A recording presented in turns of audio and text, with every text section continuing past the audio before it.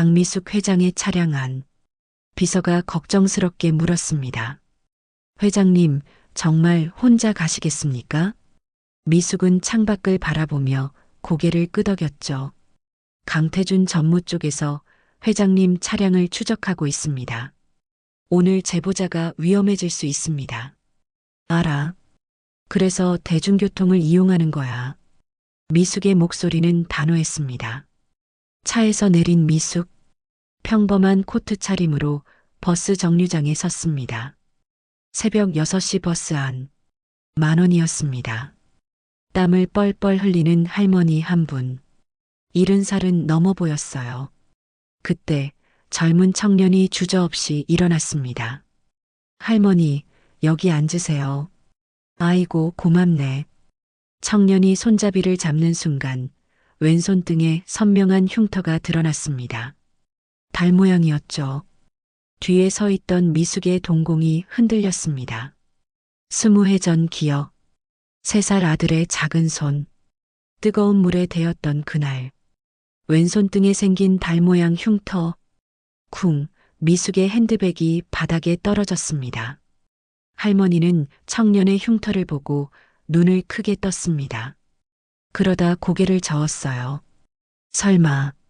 미숙은 청년을 뚫어지게 봤습니다. 심장이 터질 듯 뛰었어요. 아니야. 준호는 죽었어. 시신도 확인했잖아. 하지만 그 흉터 너무 똑같았습니다. 버스가 멈췄습니다. 청년이 내렸죠. 편의점 앞에서요. 미숙은 제보자와의 약속은 까맣게 잊고 황급히 따라 내렸습니다. 대체 저 청년은 누구일까요? 평범해 보이는 사람들의 숨겨진 진실이 궁금하시다면 구독 버튼을 눌러주세요. 매일 업로드되는 놀라운 이야기를 전해드립니다. 대한물산 본사 회장실. 강미숙은 비밀 서류를 뒤적이고 있었어요. 태준이 회사 돈을 빼돌린 증거. 분명 있을 거야. 동생을 의심하는 게 괴로웠지만 진실을 밝혀야 했습니다. 같은 시각 서울 반대편. 새벽 4시 30분. 좁은 고시원. 이준호는 계속 울리는 알람에 깨어났습니다. 세수하고 거울을 봤습니다. 피곤한 얼굴. 눈 밑엔 다크서클이 짙었어요. 옷을 입으며 습관적으로 왼손등을 감쌌습니다. 긴 소매 티셔츠. 달 모양 화상. 흉터를 가리기 위해. 준호는 여름에도 긴 소매 옷을 입었습니다. 오전 6시부터 오후 2시까지 편의점에서 일하고 잠깐 숨 좀 돌린 뒤 밤 9시까지 배달을 뛰는 하루. 이렇게 14시간을 일하고 한 달에 버는 돈은 300만 원 남짓. 고시원 월세 40만 원, 식비 50만 원을 빼고 나면 그의 손에 남는 건 고작 200만 원 뿐이었습니다. 1년만 더 모으면 빨리 돈을 모아 수진과 결혼하는 게 준호의 꿈이었습니다. 하지만 요즘 그 꿈이 멀어지는 것 같았어요. 밤 10시 수진에게 전화를 걸었습니다. 수진아, 주말에 영화 볼까? 오빠, 미안. 약속 있어. 또, 요즘 계속 바쁘네. 회사 일이 많아서. 끊을게. 뚝. 전화가 끊겼습니다. 준호는 불안했습니다. 요즘 수진이 이상했거든요. 같은 시각 수진의 원룸. 수진은 다른 번호로 전화를 걸었습니다. 네, 오늘도 평소와 같았습니다. 전화 너머 중년 남자 목소리. 계속 감시해요. 알겠습니다. 수진은 책상 서랍을 열었습니다. 봉인된 서류 봉투. 박철수 횡령 증거자료. 옆에 노란 포스트잇. 이 자료를 파기하려면 지시를 따를 것. 강태준. 수진의 눈에서 눈물이 흘렀습니다. 오빠, 미안해. 그날 밤 준호도 수진도 미숙도 세 사람 모두 불안한 밤을 보냈습니다. 하지만 셋은 몰랐죠. 사흘 후 버스에서 운명이 서로를 얽어놓을 거라는 걸. 사흘 후 새벽 6시 미숙은 평범한 옷차림으로 버스 정류장에 섰어요.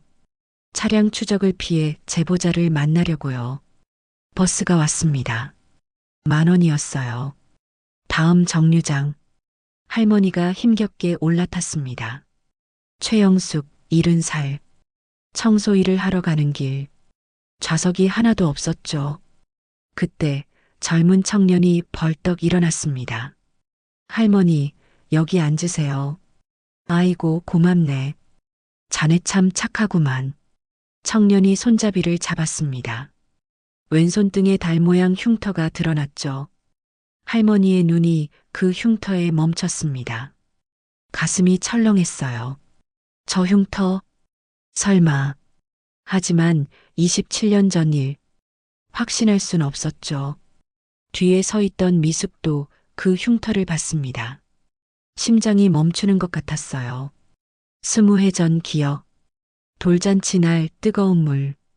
3살 아들의 손. 그리고 의사가 하던 말. 달 모양으로 남을 겁니다. 평생 지워지지 않아요. 미숙의 핸드백이 손에서 미끄러졌습니다. 쿵. 주변 승객들이 쳐다봤어요. 죄송합니다. 미숙은 가방을 주었지만 시선은 청년에게서 떨어지지 않았습니다. 아니야, 준호는 죽었어. 시신도 확인했잖아. 하지만 그 흉터 그 아이와 똑같았습니다. 옆 얼굴도 남편과 닮았어요. 버스가 멈췄습니다. 청년이 내렸어요. 편의점 앞에서요. 미숙은 순간적으로 결정했습니다. 뒷문으로 뛰어내렸죠. 아, 잠깐만요. 버스 기사가 짜증을 냈지만 이미 늦었어요. 청년은 편의점 안으로 들어갔습니다. 앞치마를 두르고 카운터에 섰어요. 미숙는 멀찍이 서서 핸드폰을 꺼냈습니다. 김비서, 지금 내 위치로 와.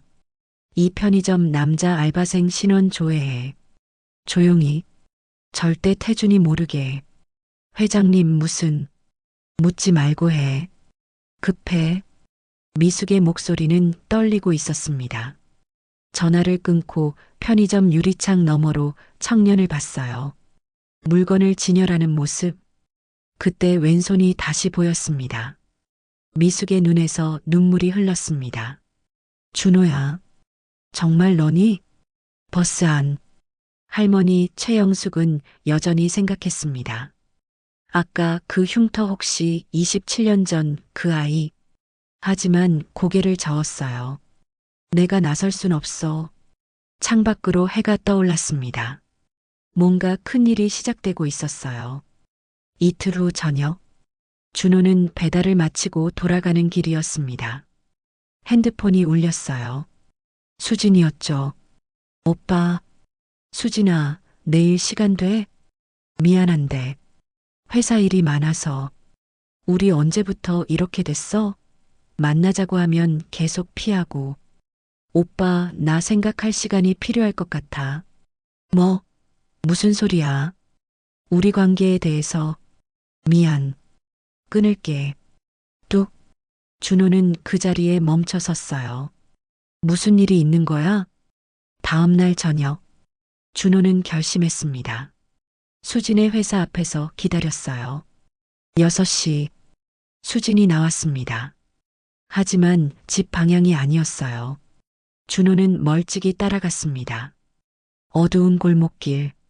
수진은 한 남자를 만났어요. 정장 입은 중년 남자. 박수진 씨. 이번 주 보고서는? 수진이 서류를 꺼냈어요. 여기 있습니다. 남자가 확인했습니다. 이준호. 편의점 근무, 배달 아르바이트. 특이사항 없음. 대한물산 관련 움직임도 없음. 준호는 숨죽였습니다. 내 이름이.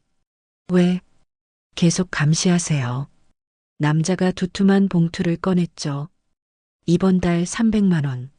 수진이 떨리는 손으로 받았습니다. 남자가 전화를 걸었어요. 전무님, 김 실장입니다. 타겟 아직 특이사항 없습니다. 남자가 떠나고 수진은 주저앉아 울었습니다. 미안해. 오빠. 준호는 벽에 기댔어요. 온몸이 얼어붙었습니다. 수진이 날 감시하고 있었어? 왜? 대한물산이 뭐지? 준호는 핸드폰을 꺼내 검색했습니다. 대한물산 그룹, 국내 10대 기업, 강미숙 회장, 기사 하나가 눈에 들어왔어요. 27년 전 대한물산 회장 일가 화재 참사, 아들 강준호, 당시 3세 사망 추정, 사진이 있었습니다. 3살 아이, 왼손에 달 모양 흉터, 준호는 자신의 왼손을 봤습니다. 똑같았어요. 이게 무슨 다른 기사들, 강준호 사망 추정, 시신 발견. 하지만 추정이라는 단어만 계속 나왔습니다. 설마, 아니야. 나는 고아원 출신이잖아. 하지만 흉터는 똑같았습니다. 뭔가 있어. 분명히. 준호는 직접 알아봐야겠다고 결심했습니다. 대한물산 본사, 미숙의 사무실, 비서가 서류를 가져왔어요. 회장님, 신원 조회 결과입니다. 읽어봐. 이준호, 27세, 편의점 알바 및 배달 투잡, 평택 사랑이직 고아원 출신, 27년 전 신혼 미상 아동으로 입소. 미숙의 손이 떨렸어요. 27년 전 비서가 사진을 꺼냈습니다. 준호의 왼손등에는 달 모양 흉터가 선명했죠. 미숙의 눈에서 눈물이 떨어졌습니다. 혹시 도련님이? 미숙은 고개를 끄덕였어요. 책상 서랍에서 낡은 상자를 꺼냈습니다. 20해 전 3살 준호의 사진. 닮았어. 하지만 20년 전 시신이. 그게 문제야. 미숙은 화재 사건 경찰 보고서를 꺼냈어요. 시신 신원 확인. DNA 검사 결과 불명확. 화재로 인한 심각한 훼손. 시신이 내 아들이 아닐 수도 있어. 미숙은 또 다른 서류를 펼쳤습니다. 당시 담당 형사. 조사 3일 만에 종결. 한 달 뒤 평경사에서 경위로 승진. 승진 추천서 작성자. 강태준. 전무님이요? 내 동생이 왜 경찰 인사에 관여했을까? 미숙의 눈빛이 차가워졌습니다. 태준이 회사 돈도 빼돌렸어. 5년간 100억 넘게. 그럼 어떻게 하시겠습니까? DNA 검사를 해야 해. 조용히. 전무님이 알게 되면 먼저 이준호와 접촉해야 해. 일자리를 제안하는 거야. 그때 문이 열렸습니다. 강태준이었어요. 누나, 여기 계셨네요. 미숙은 재빨리 서류를 덮었습니다. 태준아, 노크는 이사회 소집하셨다면서요? 응. 신규 사업 관련해서. 태준의 눈이 책상을 훑었어요. 누나, 요즘 뭐 하세요? 며칠 전 버스 타셨다던데. 미숙의 심장이 철렁했지만 표정은 변하지 않았어요. 차가 고장나서. 태준은 한동안 미숙을 봤습니다. 바쁘신가 봐요. 먼저 가보겠습니다. 문이 닫혔어요. 태준이 눈치챈 것 같아. 위험하시겠는데요. 그래서 더 빨리 움직여야 해. 내일 당장 이준호를 만나러 가야겠어. 다음 날 아침, 준호는 평택 사랑이직 고아원으로 갔습니다. 원장 선생님, 제 입소 기록 좀 볼 수 있을까요? 왜 갑자기? 제 과거를 알고 싶어요. 원장은 낡은 파일을 꺼냈어요. 이준호, 추정 나이 3세, 27년 전 1월 15일 입소, 신원 미상 남아, 특이사항 왼손등에 달 모양 화상 흉터. 저를 데려온 사람은요. 그날 새벽 3시쯤 문 두드리는 소리가 들려서 나갔더니 너를 안고 있는 할머니가 계시더라고. 중국어를 쓰시는 것 같았어. 한국말이 서툴렀거든. 제발 부탁한다고 울면서 사정하시더라. 그리고 헐레벌떡 도망가셨지. 원장이 오래된 박스를 꺼냈습니다. 안에 작은 옷이 있었어요. 너가 이곳에 올 때 입고 있던 옷이야. 비싼 브랜드더라. 준호가 라벨을 확인했어요. 대한물산 그룹 창립 30주년 기념. 임직원 가족 선물. 준호의 손이 떨렸습니다. 대한물산. 준호는 고아원을 나와 검색했습니다. 27년 전 1월 12일 밤 11시 화재 발생. 최진수 회장 사망. 아들 강준호 3세 사망 추정. 화재 1월 12일. 자신의 입소 1월 15일. 사흘 차이. 사흘 동안 누가 날 데리고 있었던 거지? 그날 저녁. 준호는 편의점 근무 중이었습니다. 문이 열렸어요. 고급스러운 옷차림의 여성. 강미숙 회장. 두 사람의 눈이 마주쳤습니다. 심장이 뛰었어요. 저기, 잠깐 시간 있으신가요? 네. 무슨 일이신가요? 미숙은 명함을 꺼냈습니다. 대한물산 그룹 회장 강미숙입니다. 준호의 눈이 커졌어요. 대한물산. 편의점 안. 준호와 미숙이 마주 섰습니다. 혹시 일자리에 관심 있으신가요? 사흘 전 버스에서 봤어요. 할머니께 자리 양보하시는 거. 준호는 당황했어요. 저는 학력도 없고 저희 회사는 성실한 분을 찾고 있어요. 준호는 명함을 내려다봤어요. 바로 그 이름. 회장님.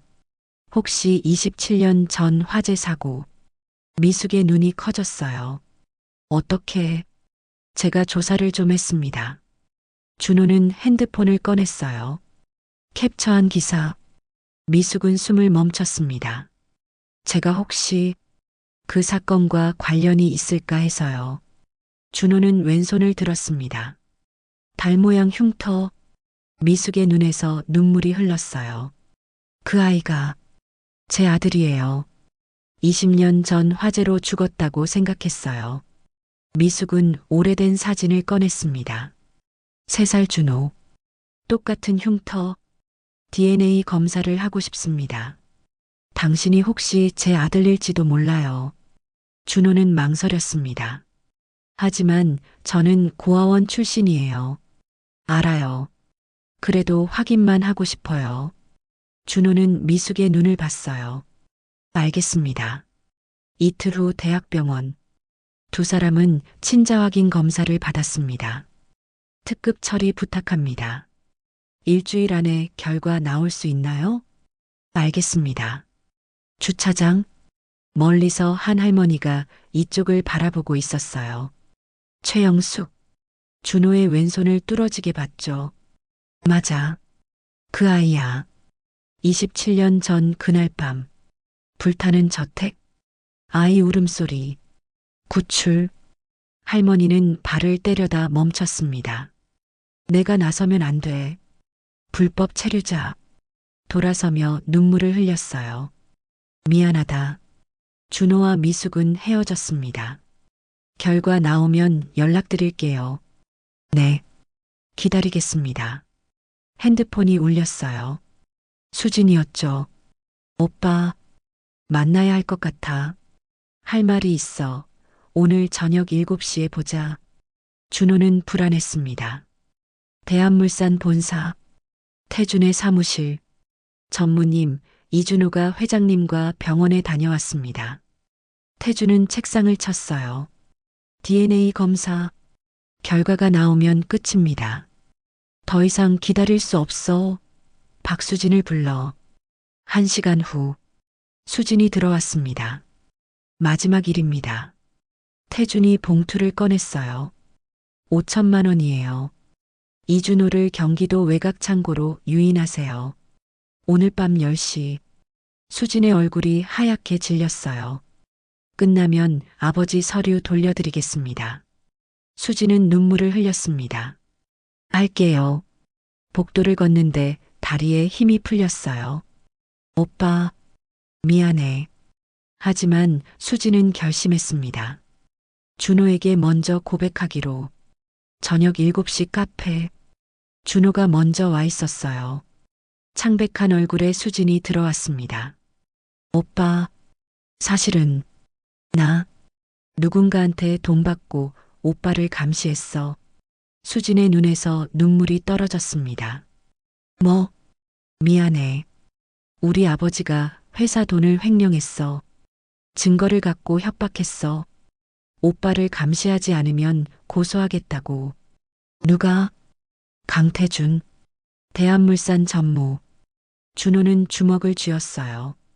오빠 괜찮아? 준호는 수진의 손을 잡았습니다. 내 잘못이 아니야. 근데 오늘 마지막 일을 받았어. 수진이 봉투를 꺼냈어요. 5천만 원. 오빠를 창고로 유인하래. 오늘 밤 10시. 준호의 얼굴이 굳었어요. 왜 창고로 부르는지 이상해. 오빠한테 나쁜 짓 하려는 것 같아. 그래서 먼저 말하려고 한 거야. 수진아, 경찰에 신고하자. 알았어. 두 사람은 카페를 나왔어요. 준호는 미숙에게 전화를 걸었습니다. 회장님, 큰일 났습니다. 태준 전무가 저를 제거하려고 해요. 창고로 유인하려고 합니다. 뭐라고? 어디? 경기도 파주 외곽 폐창고. 오늘 밤 10시. 알았어요. 제가 경찰에 연락하겠습니다. 절대 혼자 가면 안 돼요. 미숙은 즉시 경찰청장에게 전화했어요. 급한 일입니다.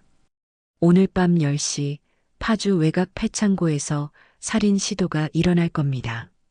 현장의 형사들을 잠복시켜 주세요. 알겠습니다. 밤 9시 30분 폐창고 주변. 경찰차 3대가 잠복했습니다. 미숙도 경찰차 안에서 기다렸어요. 준호와 수진이 도착했습니다. 오빠, 정말 들어가는 거야? 괜찮아. 경찰이 지켜보고 있어. 창고 안은 어두웠습니다. 불빛이 켜졌어요. 3명의 남자. 박수진, 잘했어. 이제 비켜. 수진이 준호 앞을 막아섰어요. 싫어요. 오빠 보내주세요. 남자가 수진을 밀쳤습니다. 수진이 쓰러졌어요. 수진아. 남자가 준호를 때렸어요. 바로 그 순간. 경찰이다. 손들어. 경찰들이 우르르 들어왔습니다. 남자들은 금방 제압됐죠. 강미숙도 들어왔습니다. 준호 씨. 그때 차량 한 대가 도착했어요. 강태준이었습니다. 무슨 일이야? 태준은 이미 부하들이 체포된 걸 보고 얼굴이 하얗게 질렸어요. 경찰이 다가갔습니다. 강태준 씨 살인 교사 혐의로 체포합니다. 수갑이 채워졌어요. 누나. 미숙은 차가운 눈빛으로 태준을 봤어요. 내가 먼저 시작한 일이잖아. 27년 전 화재도 내가 낸 거지? 태준은 경찰차로 끌려갔어요. 창고에 준호, 수진, 미숙만 남았습니다. 미숙은 준호를 끌어안았어요. 무사해서 다행이야. 이틀 후 경찰서. 태준이 수갑찬 채 앉아 있었어요. 27년 전 화재 사건. 담당 형사에게 뇌물을 주고 조사 종결시켰죠? 태준은 고개를 숙였어요. 인정합니다. 왜 그랬나요? 회사가 갖고 싶었습니다. 화재는 제가 냈습니다. 강태준 씨, 조카 강준호는 죽지 않았습니다. DNA 재검사 결과 당시 시신은 다른 아이였어요. 태준은 입술을 깨물었어요. 이미 알고 계셨죠? 그래서 이준호 씨를 감시하고 제거하려 했던 거고. 이준호 씨가 바로 강준호 씨 맞죠?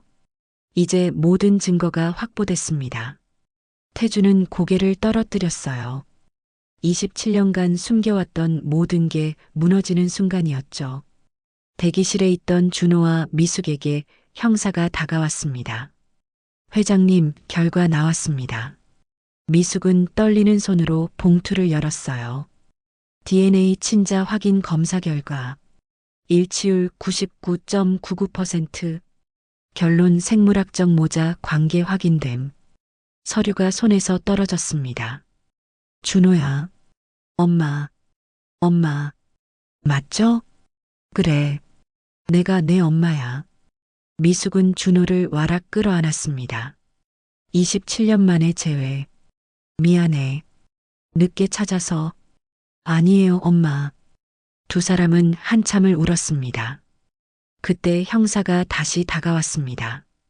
회장님, 27년 전 화재 당시 목격자를 찾았습니다. 문이 열리고 한 할머니가 들어왔어요. 최영숙. 준호는 버스에서 그 얼굴을 본 적이 있었습니다. 이분이 당시 준호 씨를 구출한 분입니다. 할머니는 준호를 보고 눈물을 흘렸어요. 할머니가요? 그래, 27년 전 그날 밤 내가 너를 구했어. 할머니가 떨리는 목소리로 말했습니다.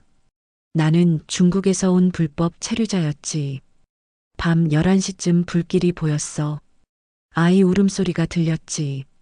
안으로 들어가 3살 아이를 안고 나왔어. 바로 너였어. 준호는 숨죽여 들었어요. 왜 경찰에 신고하지 않으셨어요? 신고할 수 없었어. 불법 체류자라 추방당할까 무서웠어. 사흘 동안 돌봤지만 내 형편으론 키울 수가 없었지. 그래서 고아원에, 평택 고아원에 몰래 맡겼어. 이름도 바꿔서 강준호에서 이준호로. 미안하다. 할머니는 무릎을 꿇으려 했습니다. 준호는 할머니를 붙들어 일으켰어요. 할머니, 고개 드세요. 할머니가 저를 살려주셨잖아요. 고마워요. 미숙도 할머니의 손을 잡았어요. 제 아들을 살려주셔서 정말 고맙습니다. 세 사람은 끌어안고 울었습니다. 한 달 후, 회장 저택 식탁. 준호와 미숙이 함께 밥을 먹고 있었습니다. 엄마가 해준 밥 너무 맛있어요. 행복해요. 많이 먹어. 된장찌개와 계란말이. 준호에게는 최고의 음식이었죠.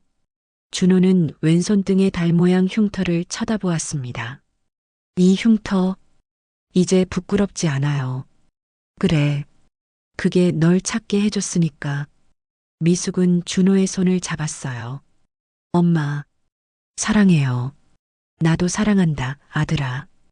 창밖으로 따뜻한 햇살이 비쳤어요. 준호는 더 이상 혼자가 아니었습니다. 엄마가 있었죠. 어느 날 미숙과 준호는 다시 버스를 탔어요. 10,000원 버스 안에서 모자는 나란히 서서 창밖을 바라봤습니다. 엄마, 그날 자리 양보 안 했으면 어떻게 됐을까요? 글쎄, 아마 영영 못 만났을지도. 정말 다행이에요. 그러게, 내가 착한 아이라 다행이야. 버스가 달렸습니다. 함께 있다는 것. 그것만으로 충분했어요. 버스에서 할머니께 자리를 양보한 청년. 그 작은 행동이 27년 만에 가족을 되찾게 했습니다. 여러분도 오늘 누군가에게 작은 친절을 베풀어 보는 건 어떨까요? 작은 선행 하나가 인생을 바꿀 수 있습니다.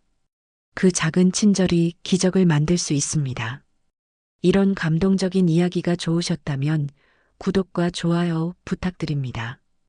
매일 새로운 이야기로 찾아뵙겠습니다.